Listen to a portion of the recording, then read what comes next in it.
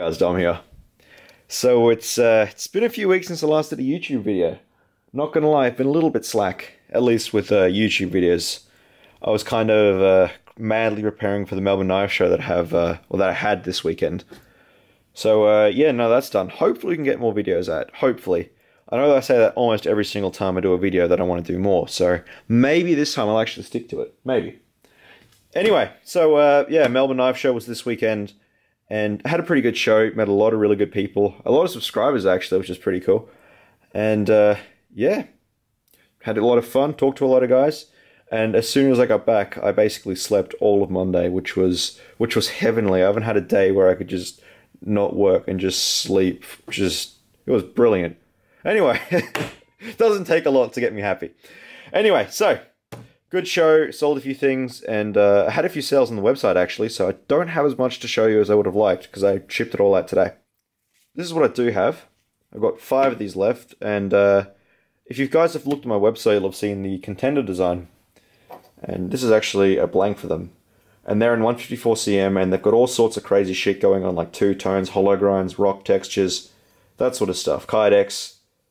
And all that stuff is cool. It makes the knife look really interesting and nice, but it's also really time-consuming and as such really expensive to do. So for the Melbourne Knife Show, I figured I might try something a little bit more basic and as such cheaper. So yeah, this is what I came up with, sort of as a basic contender.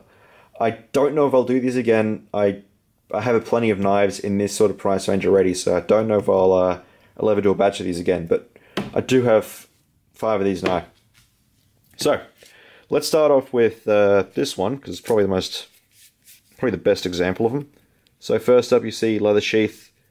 I decided to go with leather because these don't have any sort of rock texture or nothing on there, so if you put a kydex sheath on this, it'll just scratch your knife to pieces. So leather's a better option.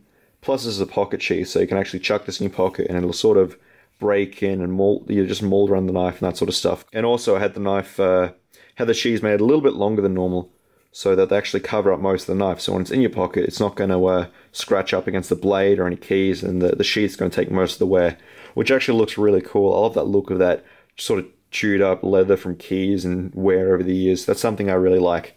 Sort of like that rustic look, I guess. So yeah, this one is Asa stonewashed. Oh, and that's a friction fit on the sheath, by the way. Asa stonewashed. And actually there's a V-grind. Nice and thin. I took these down to about 0.2 mil, which is, if I remember correctly, like 10th thou. So yeah, nice and basic, small little knife. Gave them a nice thin tip, so these are great for taking out splinters or any sort of delicate task where you want that. Fuck. Didn't break it. Alright, that was not good. We have a bit of a fail on camera, but we're not going to edit it out. So I did drop this and just take a chip out of the edge. But it's fine. I don't see any more. Okay, yeah. That could have been really bad. Because I just dropped this on concrete, and the only damage I've done to it... I might have to resharpen that, but that's, like, you can't even see any damage. That's some, wow, that is some professional live testing, let's call it. We'll go with testing. Yeah, that sounds about right. So don't do that. Don't drop your knives on concrete, because that is bad for them. But luckily enough, I didn't drop it on the tip, because a nice fine tip like that, it's great for cutting and actually using as a knife, but it's not so great for abuse. Oh, pretty much all tips aren't great for abuse, but whatever. So yeah, nice and rounded off. Did these with different lanyards, basically whatever color I had. So I've got a couple with red, couple with black, and a couple with orange. And nice polished bevels, which I'm going to have to redo pretty soon because I think I took a chunk out of the edge. Can't actually. It still feels sharp, but it fell on the edge, so I'll resharpen that. Lovely. Love it when I have more work. Another one here. At the moment they're a little tight, you can see. Just because, you know, it's fresh leather, so I've just got to break in a little bit. This one here I actually serrated. Mainly because I can. I don't know, just like... this is actually the third. I've done 3 of these, like, serrated knives in general. I'm not sure if I'll do more. I might. It's just something else I like to play with. Certain knives really benefit from it, like hawk bills, for instance, or something where you really want to cut a lot of rope. What might be cool in the future is like a CPM 10V serrated knife, because that'll just cut forever and ever. But we'll see. They're a little bit of a pain in the ass to sharpen, and they're a pain in the ass to do as well. Because to do it, I've basically got to get my grinder set up horizontally with a really small wheel and go so damn slowly and carefully. Because it's just so easy to burn those little edges. Bring it up to the camera. Focus, come on.